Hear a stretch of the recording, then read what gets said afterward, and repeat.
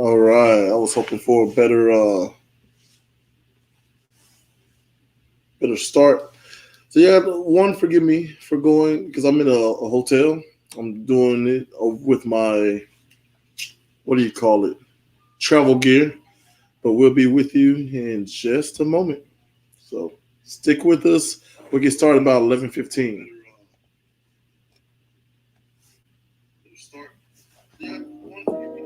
You'll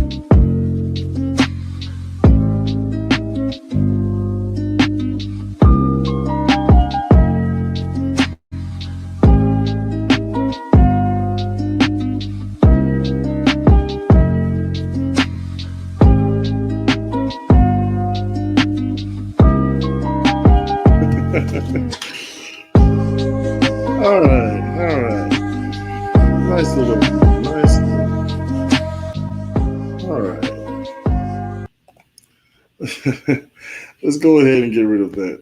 We got to go ahead and get started. Anson King, I know you watch my guide. Just click this link that I'm going to, let's see. Boom. So, okay. Click this link and then you should be good to go. And anyone who wants to join us, thank you so much for joining Frappin Book Club, or Frappin Books is what the Frapp Book Club. Still working on the name, title, and everything, but I assure you we're doing our best here. We're waiting on Anson to join us. We're going to have another special guest, but if you would like to jump in and comment and talk about this book, feel free to do so. All you have to do is click the link there, and this one right here. Boom. Yeah, that one. Click that link, and you'll be able to join me in the backstage studio. Then I can add you. You can put your 2 cents in, ask your questions, call me out if I can mess up on something. But yeah, that's what we are doing. Okay, get that out the way. Get this out the way. And we're just waiting on a couple of things to shake. Waiting on people to join in, trying to give everybody enough time so we can do this and try to do it well. And okay. Trophy. Okay, Anson, I'll see you. He's having some, there we go. Hey, Miss, okay, I'm just going to say E-Ray because that last name is rough. Tyrannic. I'm going to say Tyrannic. I like Tyrannic. But yeah, thank you so much, Tyrannic, for joining me. Just hang out there in the backstage, and I'll bring you on shortly. And actually, it's funny because I got your message. And folks, I'm going to go ahead and introduce her in the way that she said to introduce her. So I'm bringing on Miss E-Ray T. She is the master weaver of mystery, suspense thrillers, and broadcaster of astrology, none other than Miss E-Ray. Hello. Hello. With the book song. Can you hear me okay? I hear you just fine. I figured I was set up, Fantastic. being this was kind of impromptu. I figured I would set up the books that my company, Mental Chatter Musings, is actually featuring this month for book giveaways. So these are the authors, the different authors we are featuring this month, including my book that was just recently published, Deadliest Intuition. Now, which So, one is that? Yeah, give us a up close look at your book in particular, and well, if you can, just throw it in the link where people can go to, I guess, kind of mingle with you. definitely. Deadliest Intuition is a psychological suspense thriller. It's the book here, and it actually released on the 27th, but on the 3rd is when it releases under the publisher, which is Kensington Books, Urban Books. So you'll be able to get it at Target, Walmart, Amazon, wherever books are sold, basically. Um, as well as all of these other authors. These are all mostly traditionally published authors, so you can find their books in places there as well, like Walmart, Target, and things like that. So this is Never Again No More by Untamed. This is Role Play by Tushonda Whitaker, and she's actually being featured by Mental Chatter Musings this month. She's our star player of August. Joan Vassar was the star player for July, and she wrote the epic series Black. So you guys should definitely try and check those books out. That is amazing. So I have so many questions, but I think I'm going to save that for the main podcast. So on here, I refer to myself as Jay Zilla. I have a podcast, What the Frap. And on that podcast, I interview people much more, I guess, smarter than I am and better looking. So if you're interested in that, we'll definitely talk extensively about your career, what you're doing. Sound Okay. good? That sounds All right. great. And what's up, Mr. Richard in the chat. So I've got his up there. He said hit the like button and share the live. Please. I always forget to do that. Thank you, Mr. Richard.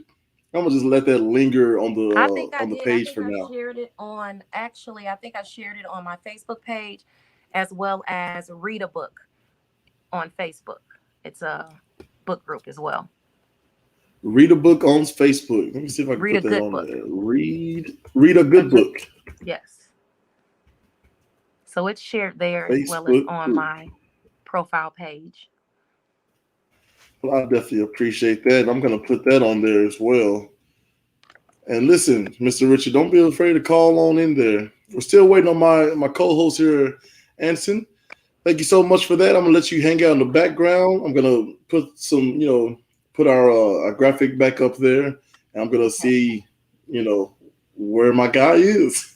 Okay. We'll be right back to discuss Mary Shelley, Shelley's novel Frankenstein. Okay. Thanks.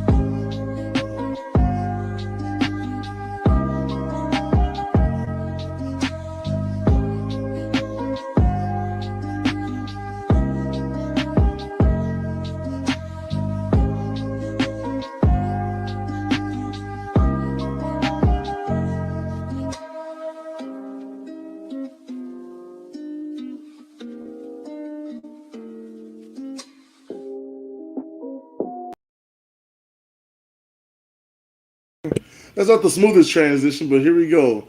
And joining me, none other than the great Anson King himself. What's up? Family, man. What's up? What's up? There we Y'all doing all go. right?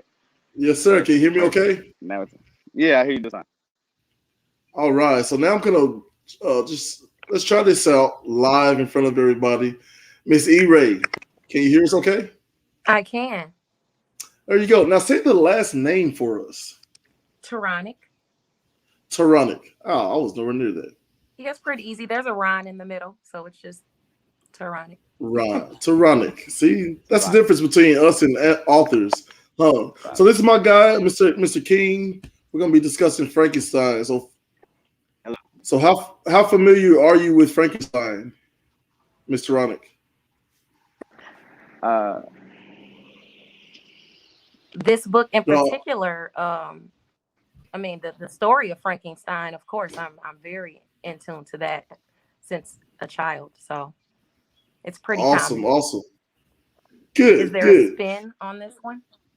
No, no, no. We did the original novel. We always try to go back to the source, but we're gonna let you hang out in the back. Just chime Okay. in mhm. in the chat if you wanna jump back in. Okay. Thank you so much for being here. Yes, ma'am. All right, Mr. King, how did you do? Did you finish the book? Did you get through it? What did you think? First initial thought. Man, man. Okay, so my first initial thought was, this is my first time ever, reading the story of Frankenstein, and the my earliest memory of Frankenstein was Frankenstein and Scooby Doo. So from that, I never really just studied into Frankenstein. Can you hear me? Yes, So I sir. never Yes, really just sir. studied into Frankenstein or anything like that. But while reading it, I was like, this is kind of, in its own kind of way. Uh, how would we say prophecy, prophetic in a way, because I like how it went over some things. Me, I think it started out kind of slow. It was taking me forever to kind of get into it until after I got later into it. I was like, okay, now I'm starting to see some little drops here and now. So now I do want to go back and read it again, you know, because now I'm going to read it and I'll listen to it on YouTube, the link that was sent out. Usually I can listen to it, while at work, going to and from, work. So, I'm chill, but now I can actually Right. go into it. I'm like, oh, okay, now I'm starting to connect the dots a little bit more because I didn't know who Elizabeth was. Was she getting married to a cousin? I didn't understand what the hell was going on, So, uh, but nonetheless, I enjoyed the book, and I do like some of the messages and things that are referenced to that still happen today. So, yes, I enjoyed it. Absolutely. Definitely read it again. Absolutely. Yes, please share, like, subscribe, follow, all the good stuff. Because we're on YouTube and Facebook Live right now, my man. Oh, So okay, cool. Didn't know that. yeah. Surprise. There you go. So when we talk about Frankenstein, I want to try to get through this and break it down five main points, right? We're gonna do a little bit Yeah. about Mary Shelley. We'll talk hmm about Victor Frankenstein, the man himself, right? hmm And then we'll talk hmm about the monster, which is not named Frankenstein. The Correct. Frankenstein's monster Right. has no name in Right. this. We'll talk a little bit Yeah. about, of course, some connective tissues with the other titles that we've covered so far. But first, I think I want to hmm start with the differences right now. The differences between Hollywood adaptations and the actual novel. What's in there and what's not? What was the biggest thing for you that's like, I didn't know that. Who you asking me? Yes, sir. Yeah. It's just me and The you and the everybody big else difference now. is okay, good. So the big thing is his look or the monster's appearance. Um, I can't really as far as I know, most of the Frankenstein movies we were seeing, with the electric things protruding out of his neck. Um, I think it was more of a moan than it was, him actually talking. So they kind of gave him a little bit more character than it came off to be. He was the good guy in a lot of the, cartoons of what kids would see, or what I guess what Hollywood would depict it. Because I didn't even Right. watch the movie Frankenstein in black and white, but now I want to go back just to compare the two. Um, but nonetheless, from a childhood perspective of me seeing it, it was kind of like how they painted, him to be the good guy in a way. But then that would break into, some spirituality sense of it because, then who created who? But, that's for down the line. It's high conversation. But yes, Absolutely. So that for was probably me, I think, outside of the. Mm, oh, sorry. So for me, it was, the biggest thing for me would probably I mean, it's what you mentioned, how they talk about the protruding and how the monster looks, green skin instead of yellow skin, all this sort of Mm, stuff. But of course, the most famous thing right. is the fact that we all know Frankenstein as the monster, but Victor Frankenstein is the guy who created Mm-hmm. it, and Mm, it's not Doctor Frankenstein either. That's the always a doctor. thing, All right. right? So in the book, he Right. drops. Right. He's a college dropout. He And drops that's not. out. Yeah, Yep. Yep. Yep. Because he had told the professor that he had studied uh uh uh who was it? People who were talking about different things than what the school was teaching about at the time. I forget the people he had named. I wouldn't know him, but he definitely talked about alchemy in a sense. And but with what he was doing was alchemy, and alchemy is a study of how can I say? Let's say compounds or atoms or the formation or the transformation of things. Uh, a scientist would essentially be considered alchemists because they study, what grows from this to this to this. Somebody who studies right, plants and biology or microbiology, whatever the case, if you study any kind of thing like that, it's a form of alchemy because you're paying attention to how life is actually formed. And so that was, in a sense, the main reasoning of him, doing what he did in a way, and not being a doctor, but, taking different parts of bodies and putting them together, and trying to soul and create life, playing God in a sense. right. So bear with me. We have some technical difficulties. I sent you a private message, so we'll take care of that. Okay. So okay, Mrs. Gales, this is my beautiful wife, ladies and gentlemen. So she chimes in with the appearance for sure and the intelligence.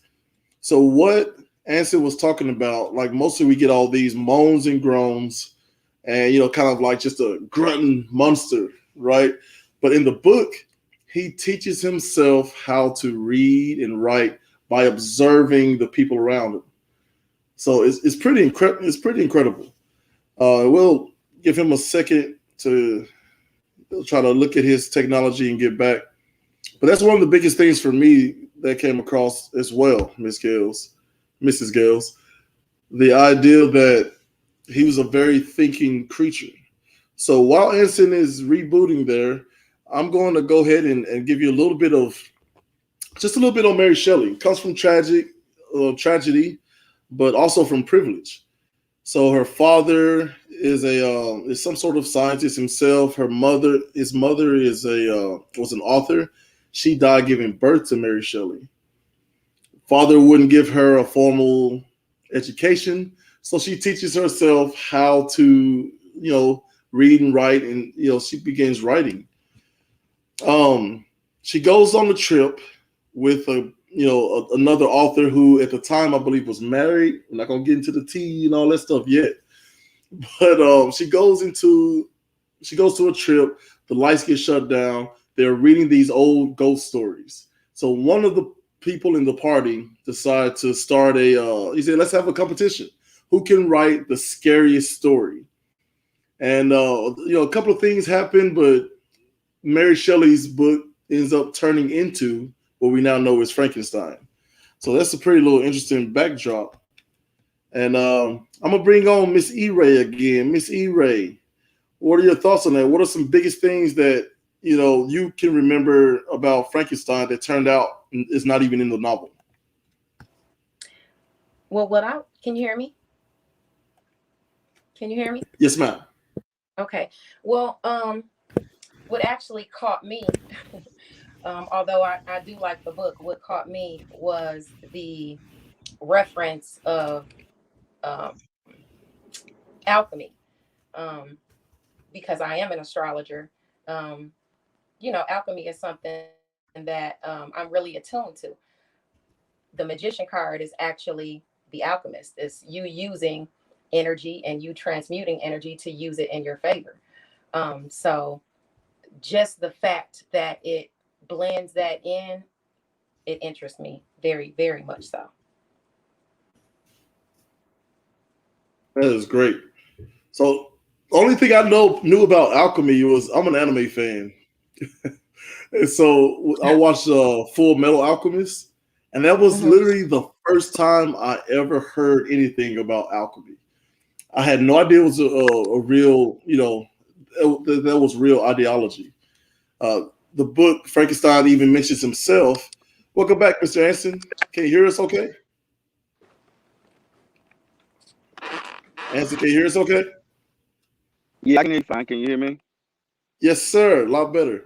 So we were talking about alchemy, and I was telling her that the first time I ever Yes. heard about alchemy was from an anime, Full Metal Alchemist, which tells you something about our education system that I didn't even know that it was a real thing. So when Mm-hmm. Victor Frankenstein is talking Okay. about seeking the philosopher's stone, right? That's a very interesting concept to me. What do you know about that?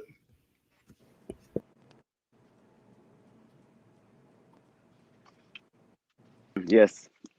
Ain't that in part two?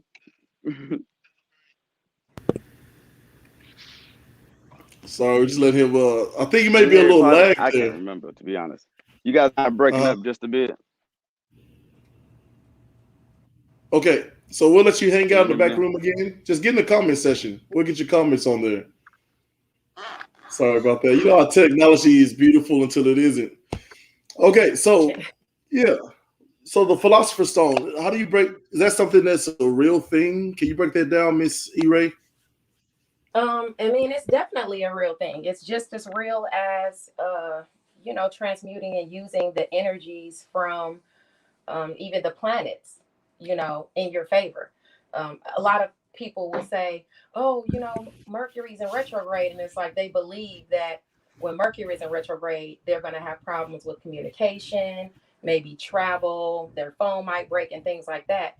But they don't take that same ideology and use it toward the rest of the planets when they are just Right. as real and they affect you just as much.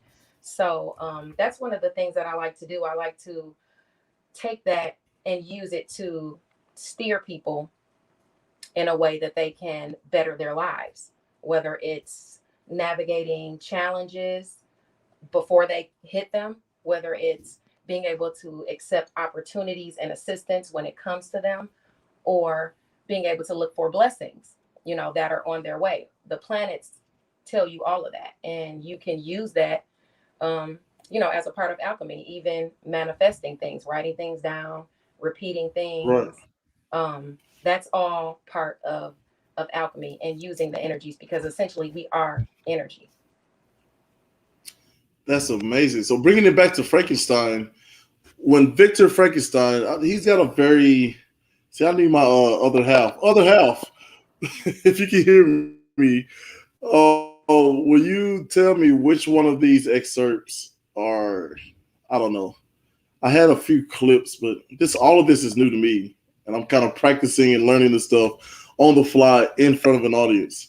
So just bear with us. But it's basically what he's basically saying is that when he was 13, he picked up this book, and he gets interested in, I think it's Agrippa. I know it's his last name. Oh, hang on. Thank you very much. So joining me in the studio, not on camera, is my wife. Thank the Lord. So basically, when he's 13, he comes across this works. He tells it to his father, and his father kind of like brushes it off. It's like, you don't want to waste time with that, right? And so when his father did that, he had this new fire of, you know what, I want to know everything about it. So he gets all his equipment and everything. Okay, hold on, let me try to move it out. Bear with me, Ms. E-Ray. I'm gonna try to read this. Lord, nope. You can put it on the screen for them. Yeah, it didn't work. What he's basically saying is that when he was 13. So basically, look, I'll have to add that later. But basically, what he was saying is that because his father kind of shunned it away, it made him even more curious, and he pursued it by trying to read everything that I think it's Marcus Agrippa had to say, right? And so, as he's studying this stuff, it turns into a bit of an obsession, and what that causes him to do is to, try to find more works and begin his own experiments. So that's kind of how he got started. Is this a similar thing for people? Like you're an author. I imagine someone once told you could do something, and then that just kind of made you want to do it even more. Well, I mean, that's definitely the aspect. I mean, you could definitely say that. It's a natural talent, that came to me. But I wrote my first book, I would say in 2004 or 5. After I wrote the book, I actually wrote it as a screenplay, as a movie. And a company wrote me back and asked me to switch it to book form. But I just really didn't have the drive and mental acuity or mental fortitude to do it at that point. So I waited. It had to be until like 2015 or something like that. And then I finally switched it over to book form Uh huh. and put it out. But there are definitely people that will, even if they don't tell you you can't accomplish it, they will try to, kind of like crabs in a bucket, pull you back down to their level or their energy level so that you don't ascend, to a level to where you're, Yeah. putting your talents out. So it's definitely a hard road to take. You have to have strength being an author. It's not easy. Right. So this is what I'm saying. Like, I love that analogy of the crabs in the bucket. Right. You got Hmm. one trying to grill, and the other one saying, like, nah, you don't want to do that. Oh, that's too hard. That's too big. That's impossible. X, Y, Z. Like people like Bill Gates, people like Donald Trump, even these types of people just refuse to kind of listen to those other crabs in the bucket, and then they get outside the bucket and find out, oh, there's a whole big world out here. So that Exactly. is And that's good. where you want to try to get Yeah, outside the bucket. outside outside the bucket is where the rest of the world is. That's right. Let me try this little ticker tape thing. I'm saying, watch out for crabs in a bucket. I'm so sorry that I have to say And things out loud to type. those can be family, those can be friends, those can be enemies. It's just a lot of times family does it not necessarily out of jealousy, but out of fear that you're going to move on and forget them, and move past them. But people Right, just have to realize you're in this life to live your divine purpose in your life. So you have to go your own way, sometimes. right. Boy, that's good. So that was the first thing that really jumped out to me. We're still working with Anson. Hopefully, he gets in the chat so we can just do it that way. Yeah, he's having But some technical difficulties, I see. a little bit, a little bit. Oh, hang on. Maybe we'll try it again. Mr. King, can you see us, hear us, all that good stuff?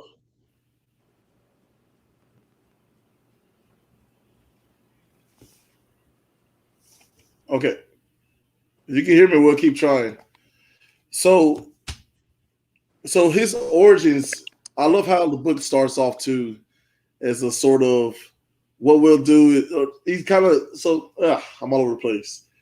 He gets on his ship, and this guy is writing some letters back to his sister, talking about his encounter with Victor Frankenstein. And Frankenstein starts off with, "Let me tell you my great, wonderful life," which he's over there in Geneva, and he does a lot of traveling, kind of just living the good life. And he knows this, and he understands his privilege. Uh, One of the first things that happens to him is his mother dying. But even then, he doesn't kind of linger on the fact that his mother died. He talks about how she died, which she was taking care of someone with a fever, caught the fever. The girl she was taking care of survived, and she ended up succumbing to it and dying. But he doesn't seem too broken up. I mean, of course he's broken up about it in mourning. But what he does is he gets to work at basically stealing this fire from the gods, right? Was Hmm. it Prometheus? Yeah. So I think that's a very interesting thing, that he's a person of privilege. He understands his privilege. And so he kind of starts his tale off with, "I want to let you know that it's not some downtrodden rise from the bottom sort of story. Like I was great, and let me tell you how I messed all that up." That right there really it really gets to me. Well, the way he laid it Yeah, out at the beginning. absolutely, absolutely. And I know you write these, so you write yourself. Man, I keep turning this into a one-on-one interview. I am so sorry. I'm just interested in knowing your perspective on things like that. Like Well, that sort of well, I obsession. mean, Is this something you share? um, you said, do I share an obsession as far as like as far as my writing goals and things like that? Right. I mean, that's definitely. But I was listening to when you said he had to actually tell his story, and in telling his story, the first thing he said was, I'm going to tell you how I messed this up. That's definitely something you would, want to put at the beginning of the book to maybe catch the reader or bring them in. I know Anson said that it started off kind of slow. So, I mean, that's really a book killer when your book, starts off really slow. It can, you have to be Right. a true reader to actually sit there and read a book after 2 or 3 chapters and still not getting any traction. It's like a book killer. So a lot of times in the industry, they want you to start the book off with a bang, so that within Right. the first few pages or the first chapter, you're bringing somebody in. So I'm assuming, he figured he was bringing them in by letting them know I messed up, and I'm telling you about how I messed something up, as opposed to just giving you a fairy tale story. I love it. Right. So so the fairy tale story for you is once upon a time Disneyland, here's this person who's going through something, and by the end, they've risen, or I guess as Jane Austen would Overcome. say, yeah, they've quit their sphere, right, in which they were brought up in, and have Yeah, elevated yeah, that's somewhere else. that's the fairy tale story for me. I don't particularly like fairy tale stories or write fairy Hmm. tale stories. As you can see, I write suspense thrillers, psychological thrillers, paranormal Hmm. thrillers, and things like that. So none of these stories up here that you see are fairy tale stories. So and most of them are of the urban genre. So Uh-huh. they're very real, but not knocking, um, Frankenstein, because it is a classic. Um, but Right. yeah, I'm just not a typical fairy tale story type of writer. So yeah, what I like about hers is it's not a fairy tale at all, but it starts off at usually where fairy tales end. He's in this beautiful mountainous area, Hmm. giant water, there's forest, and he's one of the people of privilege in his area, in this beautiful space. He's one of the people of privilege there, and Hmm. so we'll move on. So he goes to college. He's getting his obsession sort of fueled and furthered by meeting a few professors. Uh, the first one he meets is like kind of slaps him back to reality, right? Hmm. Talking about how the person whose works you're looking at is just it's really nothing, and anyone who studies this seriously is basically a lunatic, right? But he also Yeah. meets someone else who does study that. So he's getting challenged on one end and encouraged in another, but it kind of fans the flames there that leads to Frankenstein. And I will tell you, my favorite parts of the book are absolutely when Frankenstein's monster, I'm calling Frank, you know. Okay. So from here on out, if you hear me say Frank, I'm talking about Frankenstein's monster. So my guy Frank, first of all, okay, so Victor Frankenstein's in college. He drops out after creating a monster. A year goes by, and there's a murder of his brother. And so he kind of figures that the murderer is the monster he created, right?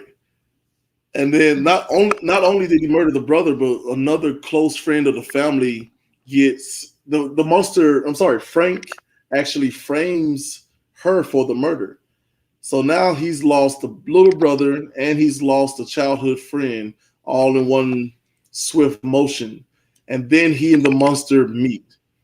and they have a little tussle where the monster kind of flexes on him and shows like I'm faster, I'm stronger. I need you to hear my story, and then we can engage in Mortal Kombat if you want. He says, but I have learned to kind of take life or enjoy life and take life seriously. So he's going to defend himself.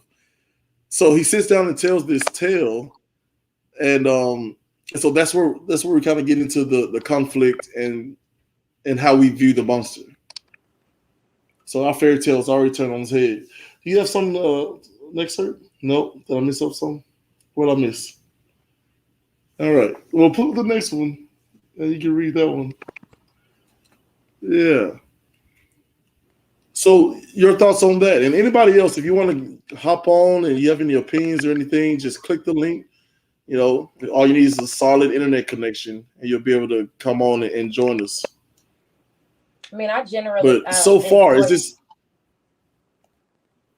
I generally enjoyed the story of Frankenstein, even though it's been redone so many times. I don't think I've ever read the original book of Frankenstein. Everything I've seen has been like, remakes and different things like that. So it's very interesting to hear you tell the story as it's told originally before it's passed on with all the gossip.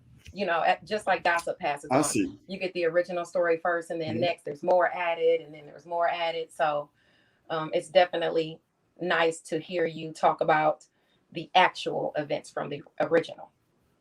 Well, I appreciate that, especially from an author. It's the telephone game, isn't it?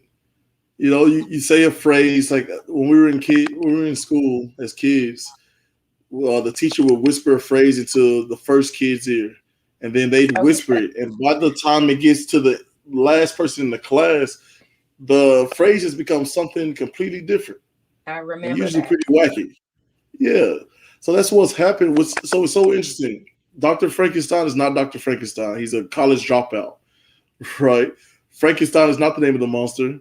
The monster has no name. Even the green skin and the protruding, nozzles on either side of the neck is not in the novel. There's no Igor in Frankenstein, right? Even the electricity used to create Frankenstein, that's not in the book. And we'll get to why later. But yeah, so all these things, that's what really struck me about reading the book. And I had to do the audio version because if I sat down and read it, it would have taken me longer than a month for sure. But yeah. But my favorite parts were Frankenstein's talking. What do you got for us, lady? Sorry, you got the missus over here working. She was not expecting this. Like I said, we are growing in real time right before your eyes. I apologize. No, that's okay. Yeah, this was kind of impromptu. Yeah. But I love chatting in general, especially about books. So I definitely don't mind that, and hopefully we get a lot of people who even watch the stream afterwards and follow you and subscribe to your channel, because we have lots of people out here that read and write books who would love a platform to speak on. Absolutely. So how we do this is we usually appreciate that, Mr. Rich. He says drop the link. Will do, sir. So how we usually do this is we pick a title. We go from the Facebook group. It's Frappin Books, and that's a whole thing we have to get into later. But we kind of all suggest titles, and then we have a vote, and then we take the month to read at our own leisure, and then we Anson and I try to get together and have a discussion. So if you want to get included, yeah, go ahead. Do you guys typically only read traditional novels like Frankenstein and things like that, or do you get into urban books and different things like that?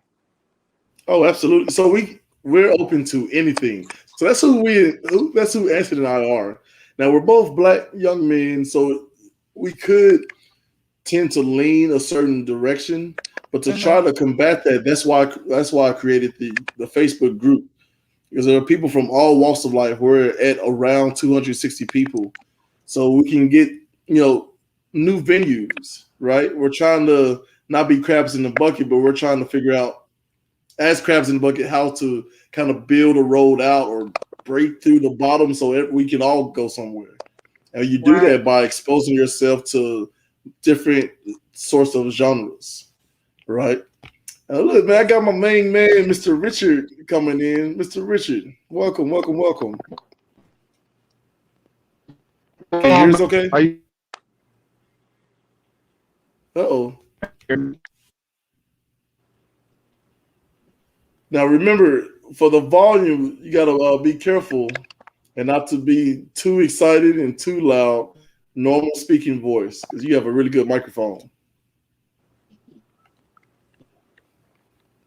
It seems like technical issues is the thing today. Maybe they only want my mental chatter musings books on display today. Yeah, well, that's the thing. Your footage and your volume is just fine. And by all accounts, mine is as well. But when you're on the go, that internet could be a little spotty. And I got Mr. Jason Taronic, who's in the comments. Hello, sir. And Deadly is Intuition. Okay, got the site for the Amazon. Yes, yeah, please check that out. The book for me. Beautiful, beautiful. See, he's on it. He knows how to get it out there. So yeah, click the link.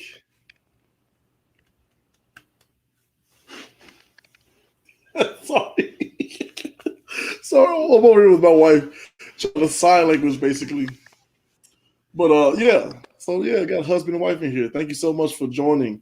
So yeah, so once a month we try to read and so we all vote as a group. Like I said, it's about 260 people.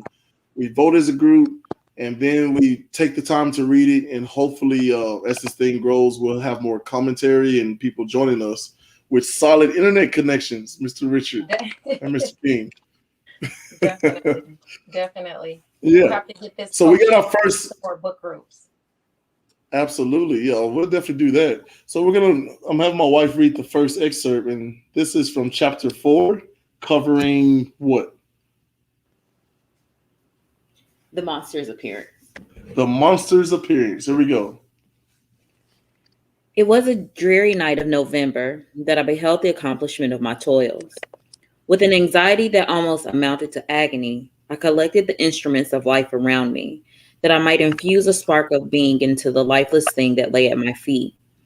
It was already 1 a.m. The rain pattered dismally against the panes, and my candle was nearly burnt out, when by the glimmer of the half-extinguished light, I saw the dull yellow eye of the creature open. It breathed hard, and a convulsive motion agitated its limbs. How can I describe my emotions at this catastrophe, or how delineate the wretch whom with such infinite pains and care I had endeavored to form? His limbs were in proportion, and I had selected his features as beautiful, beautiful, great God. His yellow skin scarcely covered the work of muscles and arteries beneath. His hair was a lustrous black and flowing, his teeth of a pearly whiteness, but these luxuriances only formed a more horrid contrast with his watery eyes, that seemed almost the same color as the dull white sockets in which they were set. His shriveled complexion and straight black lips. The different accidents of life are not so changeable as the feelings of human nature. I had worked hard for nearly 2 years for the sole purpose of infusing life into an inanimate body. For this, I had deprived myself of rest and health. I had desired it with an ardor that far exceeded moderation. But now that I had finished, the beauty of the dream vanished, and the breathless horror and disgust filled my heart. Well, first of all, as an author reading that or hearing that read, thank you very much for your eloquent reading. How does that? Wasn't it? It was beautiful reading. Yeah. I was gonna say that. She's in a book group, isn't she? Oh, she's definitely with me. Well, we're just getting started. Because what happens, Mrs. Taronic, is that when I married my wife, that's when I realized how much I didn't read. And so when I tried to keep up with her, I realized that I couldn't. So it had me in a very Frankenstein-esque manner try to catch up to her. And in that pursuit, it has birthed this book club, little discussions like this, and I'm looking to get into other groups as well because I'm really enjoying myself. It's a new venue for me. Hey, what's up, Miss Johnson, Miss Joretha? Oh, sorry, I'm probably messing it up. Joretha, Joretha Is it Jaretha? Johnson, Joretha. Am I saying it right? I am so sorry. I'm horrible with names. I just got punched by my wife. So yeah, thank you for joining us. Here, I'll pop it up there so you can see it as well. She says, "Hi, hello." So yeah, the appearance of the Oh, monster. hey, So Jaretha. for, there you go, Jaretha. So when I hear that, and when I was reading it, I was very taken aback about how he had a definiteness of purpose, right? He had what do you call it? Tunnel vision almost. So he's digging through grave sites and going through medical fields to gather his pieces, right? And as he's doing that, he's actually, he's not bothered by it that much, right? He's gathering all these pieces to create this monster or Mm-hmm. so-called monster, and as he's stitching them together and he's doing his very, very secretive, process in creating a monster.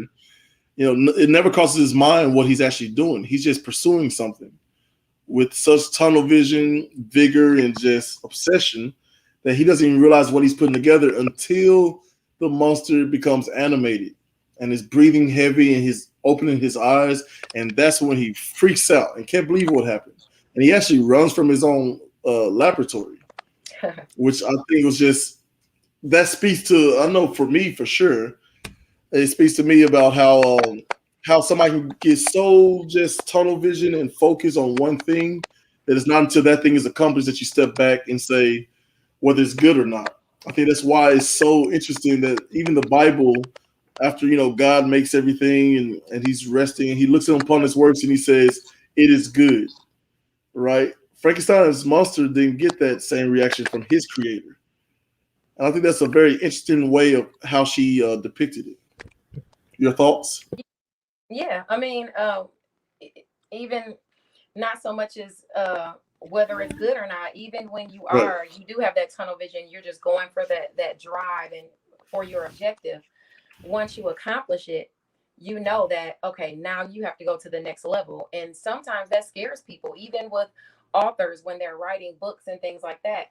You Hmm. publish your book, but after you publish your book, that's not the end. Now you have to market your book. And then that's when a lot of authors get scared. Like, what am I supposed to do? I don't know how to market. I can't be on social media live or publicly because I'm Right. nervous and things like that. So I mean, it's kind of the same thing. He was just afraid because once you're at that point, where do you go from there? You don't want to go back. Mm, You can only go forward. So if you want to be successful, so it's like you gotta swallow that fear in order to push forward. absolutely. And I'll tell you what. Now I'm against my own will becoming a Billie Eilish fan from one line in one song when she says she has a dream that she got everything she wanted, and it really made me think like, what happens if I did get everything I wanted? I kind of had that happen because I went from being this super innocent person to going through something and not handling it very well, Mm-hmm. right? And then the correction was me having a one-on-one with myself and and saying what is it that I want. And I thought, okay, I know I want a wife, I know I want children, and then Mm-hmm. that leading me to my wife and our four beautiful children. Shout out to them. And so Congratulations.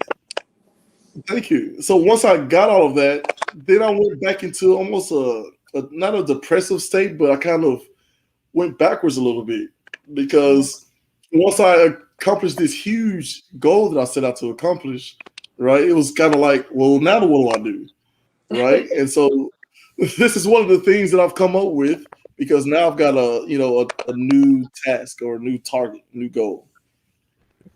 So what is your new goal? So my new goal, thank you very much, is pursuing vision and other people's, other people who have vision. So I want to be able to read better. I want to get in shape physically. I want to know how to communicate better because we humans are really, really bad communicators. As you can probably tell from this show. No, don't say that. I mean, you got to start somewhere. Everybody has to, yeah, and everybody Yes, has a ma'am. pace. Well, I appreciate that. So yeah, so that's what I'm pursuing, and I started this whole podcast thing. This is my third venture. We're about to start another show with Mr. Richard there, and there's another person involved, but we'll save that until we actually have something to speak on. Okay. I But would love yeah, to be so a guest, by the way. oh yes, absolutely, you're more than welcome. So what I do now is I'm trying to improve myself in public by getting as many different perspectives as possible from as many different genres as possible. And so hopefully people can see my ups and downs and mistakes and then triumphs and all these things, and hopefully that'll help them in whatever they're going through.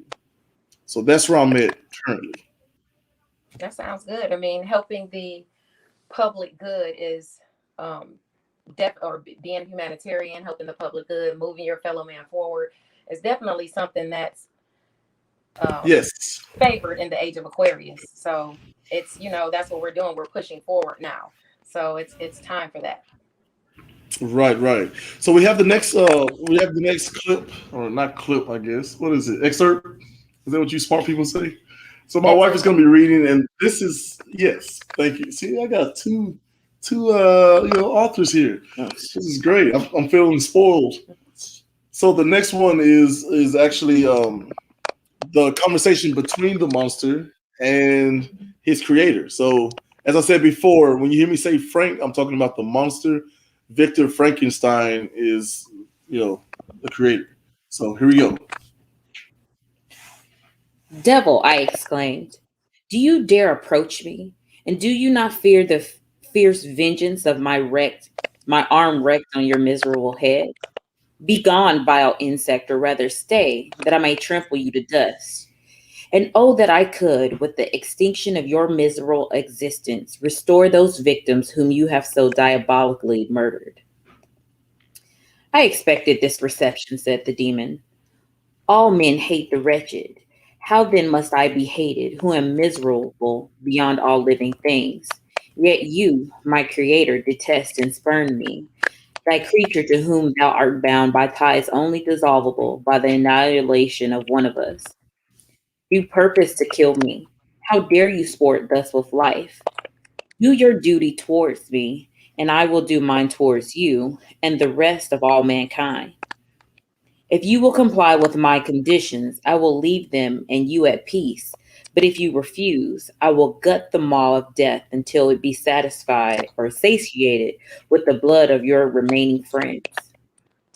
Be gone. I will not hear you. There can be no community between you and me. We are enemies. Be gone, or let us try our strength in a fight in which one must fall. How can I move thee? Will no entreaties cause thee to turn a favorable eye upon thy creature, who implores thy goodness and compassion? Believe me, Frankenstein, I was benevolent. My soul glowed with love and humanity, but I am not alone, miserably alone. You, my creator, abhor me. What can I gather from your fellow creatures who owe me nothing? They spurn and hate me. The desert mountains and dreary glaciers are my refuge. I have wandered here many days. The caves of ice, which I only do not fear, are a dwelling to me, and the only one which man does not grudge. These bleak skies I shall, for they are kinder to me than your fellow human beings. Wow. Man, can you imagine? And I understand that not everyone believes in God, but there's something that people believe in. Can you imagine even a parent? We can kind of, everyone has parents.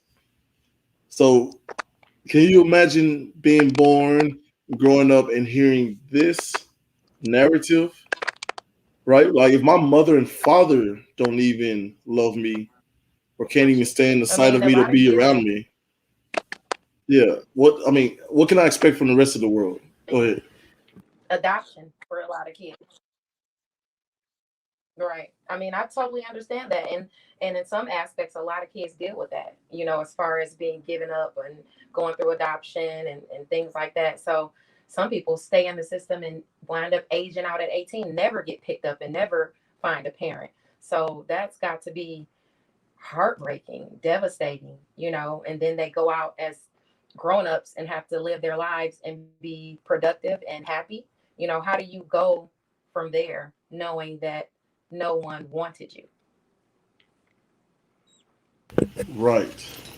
Man, see, that's a blind spot for me. I didn't even think about adoption. Yeah, Yeah. yeah. It's very I real. see. Actually, Tushonda Whitaker, she's not only an author, she's a social worker. So that kind of made me think of that as well. Wow. Now, if you talking about materials, if you talking about I don't know how does it work. Whatever you use as a, I guess not a muse or anything like that. Hang on, let me try to plug in here.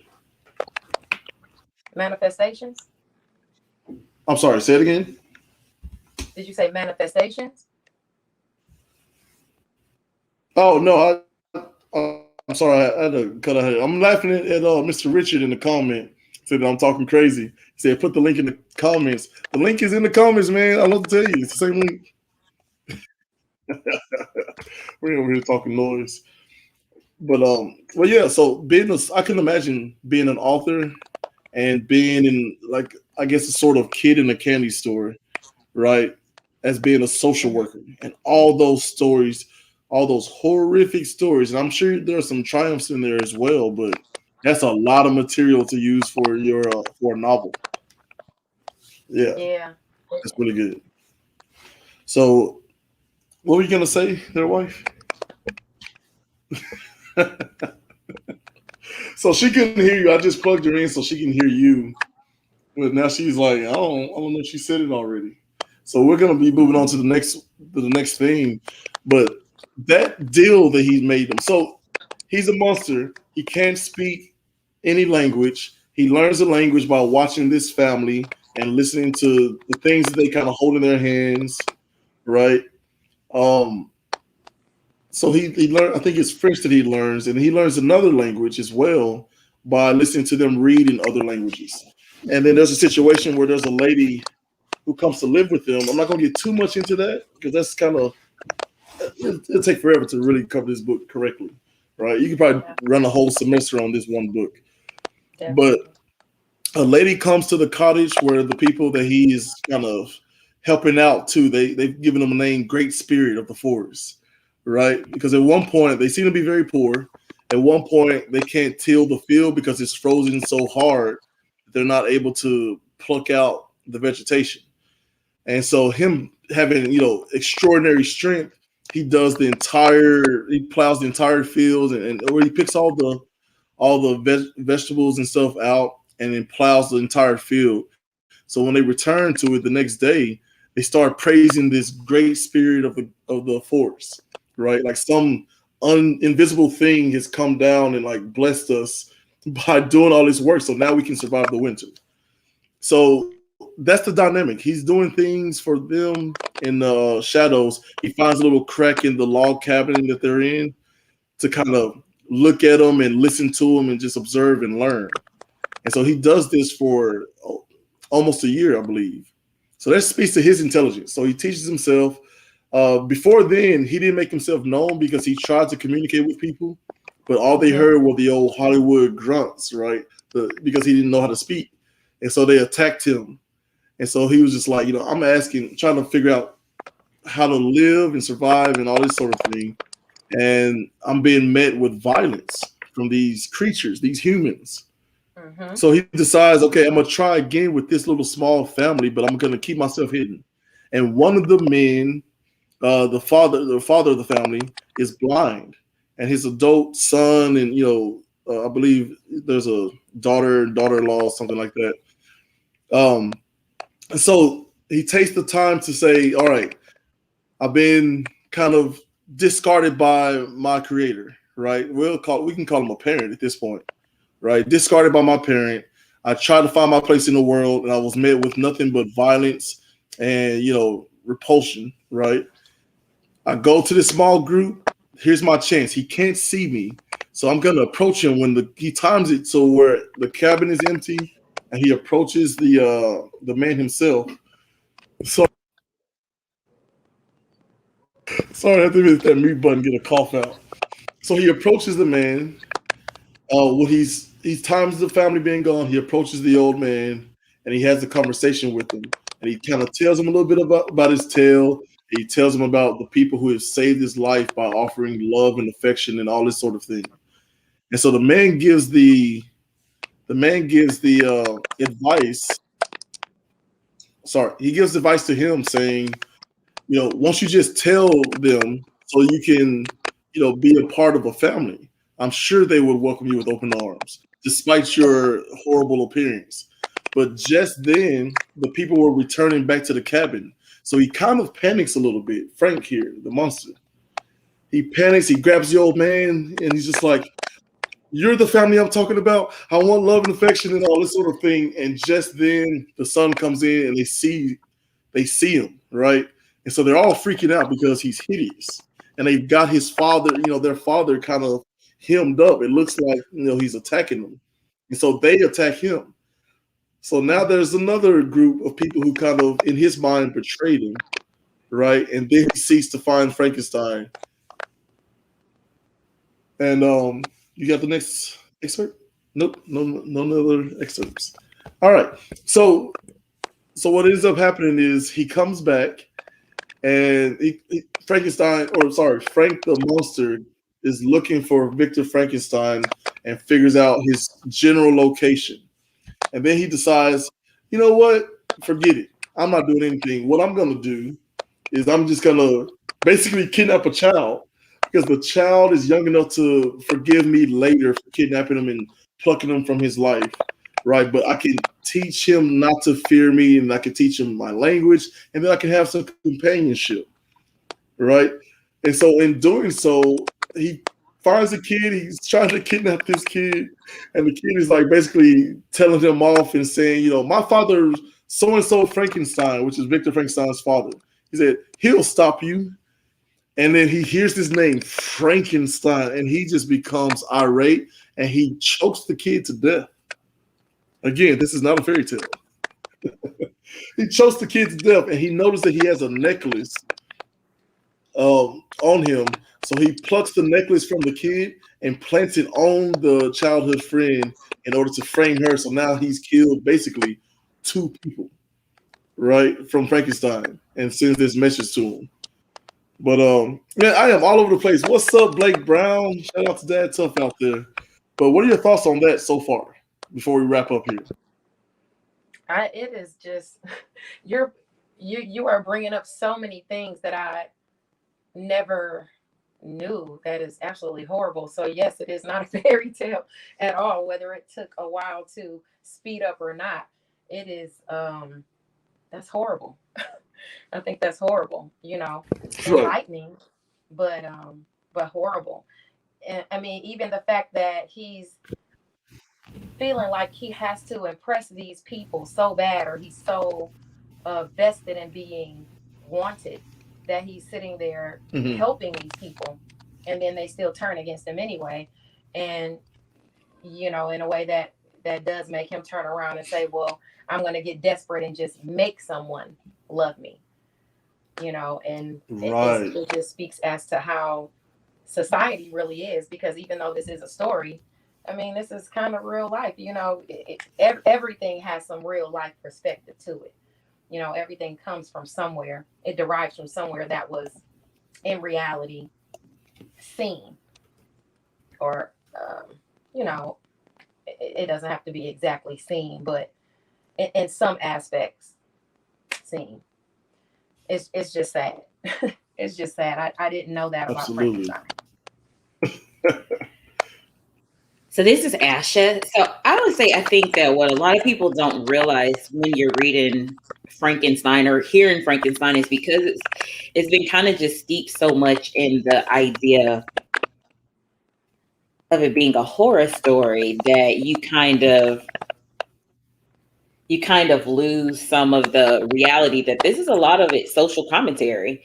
Like you were kind of saying, like it's really highlighting the things that are happening in society. And in a lot of ways, when the monster comes on scene, he's like a kid, he's like a kid, like, thrashing around, just trying to make his way in the world. And every step of the way, he's rejected. He's rejected first by Frankenstein. At one point, when he leaves the university and he's wandering through the woods, he finally makes his way to a village, and literally that scene that you see in the movie where they kind of chase him away like a mob of people, that kind of happens to him, and that's how he even stumbles upon this family. And then go all that time, learn from them, feel like he's a part of that family, only then to be rejected, but then say, you know what, I'm gonna go find that dude that made me, and do some pretty awful stuff, right? And so I think it's that thing of like, how do people get to this place where they do these awful things? And a lot of it starts with just rejection and trying to basically find some level of acceptance. Absolutely. Absolutely. It is. I mean, it's, with rejection, it makes some people angry, and with others, it makes them desperate and want to be wanted even more. So either way, it's fear. It's fear based either way. But Fear based. it's just Absolutely. that static going on, um, from your end a little bit. Oh yes, and absolutely right, Jaretha Johnson I is can in the comments today. Thank you so much for joining us. So she says, hurt people hurt people. And I've got that up there. So here it comes. So we're not even done with the story yet. So here's the dismount. Victor Frankenstein decides that he's done this horrific thing he's fled from, and now he's come back home to roost. Right, the chickens have come home to roost, and man, so now he's confronted with his past and his past mistakes, and what has cost him so much. And the monster Frank offers a deal. He says, "Make me a companion of the female gender, right? And then we will go and live where men cannot." Oh, sorry, I'm just gonna put you in backstage real quick. So what he says is, "We make me a companion, and we will live where humans can't live, in the frozen tundras, or he will go to the jungles of South Africa." Something he's researched and found, and there we will live out however long we live, as creatures. And what ends up happening is that Frankenstein agrees to make this because he tells him, "Oh, will you find that excerpt that we looked up? You know what I'm talking about?" Or he was like, "Hey, do this or else," sort of thing. So basically, and my beautiful wife is looking for that now, trying to find that. But he says that we'll go off, live on our own where humans can't. They're aiming for South Africa, or sorry, South America. And so if he does, he'll go away. He said, "You'll never see me again, and men won't see us again." And so he says, "If you do not, what we'll do is I'm going to wreak havoc on you and your fellow humanity as much as I can until I expire or die." It's not still vacuum. So um, once he does that, Victor Frankenstein accepts the deal, and then he goes back, lies to his family, goes back to create this female, and he's just about done before he realizes, "Oh my God, I'm doing the same thing I did before. I'm trying to force a fix. I'm trying to figure out a way to make everything right, and I'm trying to play God again, basically." And so, because of that, he starts to destroy the body, knowing what that meant. And so he rushes back, and he knows he's going to be visited by the monster, and he does. I'm sorry, and he is visited by the monster, and then he decides, you know, to go ahead and kill me. Is what Victor Frankenstein it kind of states. But what ends up happening is like, "Oh no, I'm not doing it now." He said, "I will be with you on your wedding night," and the monster disappears. And so he thinks that, okay, I've got this engagement with this lady. I'm about to marry her. And so that as soon as I get married, that's when the monster is going to kill me. It turns out he wasn't talking about him. Spoiler alert, the monster kills his bride on his wedding night. That's crazy. And so that's what he meant by be with him on his wedding night. And that drives Frankenstein to pursue him all over the country up into the northern frozen tundra where he, there's this ship that's on a separate adventure, this captain that he's speaking with in the beginning of the book, and he's telling him that basically, the guy that Victor Frankenstein is telling the story to, they see a giant of a man and some dolls on a sled, and then they see Victor Frankenstein who comes on to get himself warm and all that sort of thing. And so I'm gonna bring you back on. I think the volume thing has kind of worked itself out, but the book is we're almost to the end here. So what are your thoughts on that? It's awful. I mean, he's so angry that he seeked him out and basically killed the only person that would be his life partner. Um, you know, it's sad, it's just sad. But he brought it on himself because he created him. Absolutely. I'm gonna have my wife try to look for how the book sort of ends. So he's on this ship, and Victor Frankenstein knows he's about to die, and he begs the captain to promise him that if he comes across the path of the monster, that he will kill him. And so after hearing this tale, of course the captain agrees, right, without hesitation. Like, absolutely. This guy definitely needs to die. And so Victor Frankenstein dies. And so the captain leaves, and he comes back in and to see the monster standing over Victor Frankenstein. So the monster, Frank, is about to run away, but then the captain actually gets curious himself and goes, wait. And the monster realizes, like, oh, this is someone I can at least speak to. He hasn't drawn a pistol. He's not trying to stab me with a saber or anything like that. So maybe I can have a conversation with this guy because he's still looking for companionship. Absolutely. And so my wife, you got that a little bit? So it's the end. So we're looking for the last clip when the monster Frank is speaking with the captain after Frankenstein's death. That conversation will be how we end this, and we'll talk about it a little bit. Tony, I'm sorry. I don't know how to pin it. We'll have to do some research, man. He's having a panic attack. Mr. Richard is in here directing, but you can only direct so much if your actors don't have the skill or capabilities to follow through your vision. My bad, broski. He's lying or crying, laughing in the chat. So so that's kind of how it ends, and I know I'm kind of gonna butcher it a little bit. You find it? How much do you want me to read, sir? We'll go from when the captain is trying to say wait to the monster to stop it from fleeing.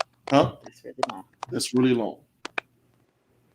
Okay, so skip ahead to the end part about when the captain is thinking about. So the captain gets to a point where he's thinking about, should I kill the monster or should I show some mercy after Frankenstein is basically saying that he's kind of he's mourning the death of his father, and though I caused him so much grief, it doesn't bring me joy to see him die and to look in such a state. So this guy is, he's at the brink of starvation, he's frozen, and he still pursued the monster. So he's saying, like, this was still my father. Like, yeah, he was messed up. I did some messed up things too, but I am really, I still love my father, my creator, despite all that. So you got a good spot? Okay, here we go. Yeah, so basically, this is kind of after everything that he's talking about, and the monster's basically just telling the guy, like, look, I've done all these horrible things. I kind of get it. Like, I am irredeemable. Like, I'm done. And so what he says is, fear not that I shall be the instrument of future mischief. My work is nearly complete. Neither yours nor any man's death is needed to consummate the series of my being and accomplish that which must be done, but it requires my own. Do not think that I shall be slow to perform this sacrifice. I shall quit your vessel on the ice raft which brought me hither, and I shall seek the most northern extremity of the globe. I shall collect my funeral pile and consume to ashes this miserable frame, that it remains may afford no light to any curious and unhallowed wretch. Who would create such another as I have been? I shall die. I shall no longer feel the agonies which now consume me, or be the prey of feelings unsatisfied yet unquenched. He is dead who called me into being, and when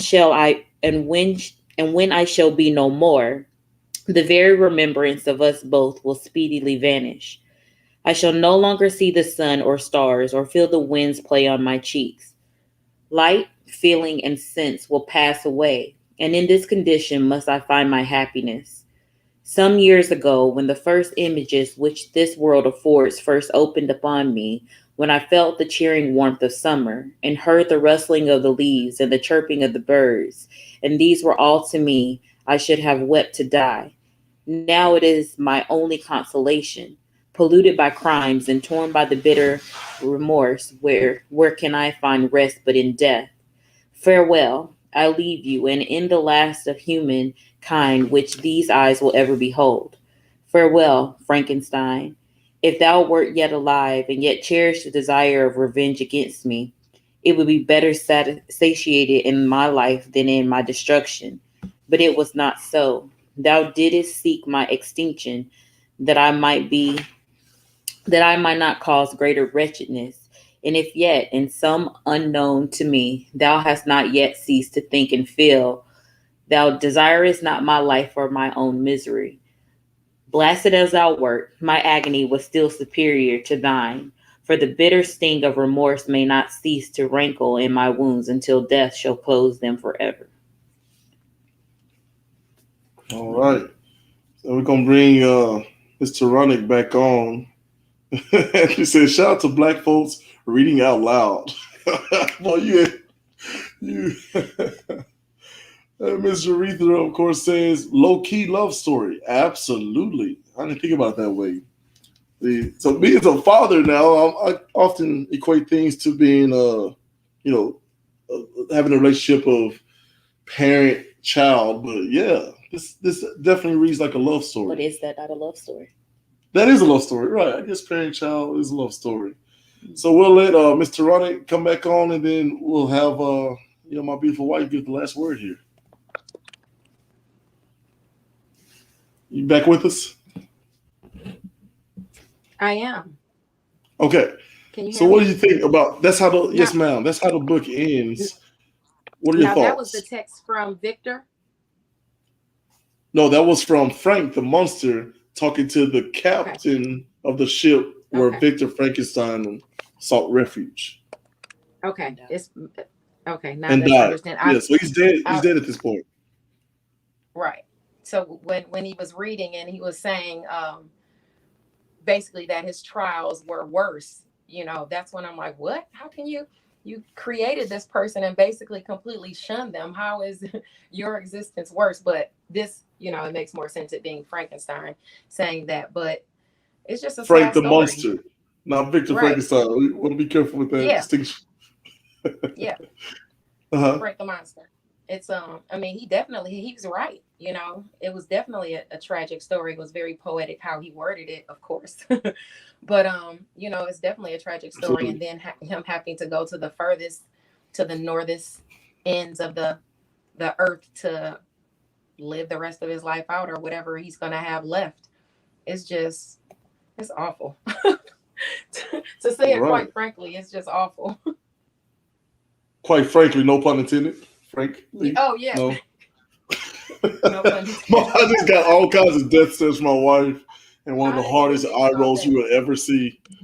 I didn't even think about that. Exactly. So I'm gonna let her have the last word on this. But any sort of promotions or anything you want to get out there, go for it. I'll give you the floor. Yeah, And are we gonna definitely. get to see your face ever, or are you one of those mysterious No, but you writers? know what? Mr. Richard called me and asked me to, because I am an author, to come on and speak, to which I was very excited. I'm honored. Thank you for having me. But he talked to me on the phone the whole time before I could even get on.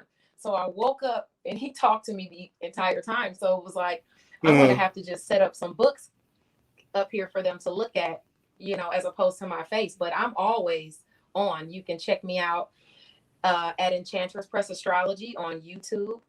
My newsletter comes out tomorrow under Mental Chatter Musings, and I have the horoscopes there. I'm spotlighting Mrs. Tashonda Whitaker, Essence bestselling author. So you can always catch that on my Facebook page, author E-Ray Taronic. I'm doing a book giveaway this month. I'll definitely be around, but you can most likely catch me on Facebook or Clubhouse and buy my books everywhere books are sold. Please go buy those books. And your brother there says support that queen. He's hilarious. So yeah, I mean, and honestly, if you want to put some stuff in the chat, I know. Here, let me try to find where your hubby. He was on it quite early, looking through the comments. Oh, I can do that while my wife gives the final thing. But we'll put it in the chat. We'll put it in the chat, and so you can see where to get those books and everything. Okay. Oh, I think I found it here. Oh, never mind. Okay, wife, last word. Thank you so much for joining us, by the way. Oh, my pleasure. Thank you. All right, and hang out in the back room. Don't leave quite yet. Okay. All right. Okay. So I was not anticipating giving a final word or any word, but I will say that I think that Frankenstein is a good read for a lot of reasons. I think because it shows that some struggles just never change, and it's very, very timely. I think it's a great book because I think it allows you to kind of take it outside of you as a person, or take it outside of the realm of like everyday living, but realizing you can learn some lessons. It's kind of like when you watch those movies and their characters or animals and you're like, oh, this is a good message. It really is kind of the same thing. And I think Mary Shelly did a really good job just exposing that really in this whole narrative, the question, who's the monster, who's the man? And there really is no answer, because it's like, there's no redemption. There's no redemption. There is no happy ending in it. There's no, hey, this person learned his lesson, because literally Frankenstein was pretty much back at square one, about to do the same thing. And the question is, you don't even know if that's right or wrong that he didn't choose to do it. So I think it's a good read. I think if you want to read something that is a little bit out of the box, or something that's not what you expected, Frankenstein will definitely give you that, because it is not the movies at all. Absolutely. Well, thanks so much for our guest, Miss Taronic. That's the site right there from her wonderful husband. Please, feel free to look at it and browse around there and go get her books. I know I'm definitely going to be interested, and I'm hoping that she definitely will join the book club, and this could be one of our discussions, because I think it would be really interesting to read someone's works and to discuss it with the authors. So while we're out here talking about Mary Shelley and what she may or may not have meant, she's dead. She's not with us. There's no way of knowing that except to kind of pursue it like a historian and try to, piece things together. But wonderful works. It's not what I thought. Shout out to my main man, Mr. Richard, and everyone in the comments.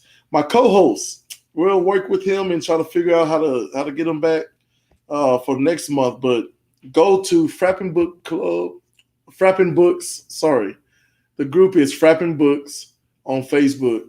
You go there, and that's where we suggest titles, and that's where we'll vote on the next title. And we try to read once a month together, but I definitely encourage people to read more. So thanks for joining me. Peace.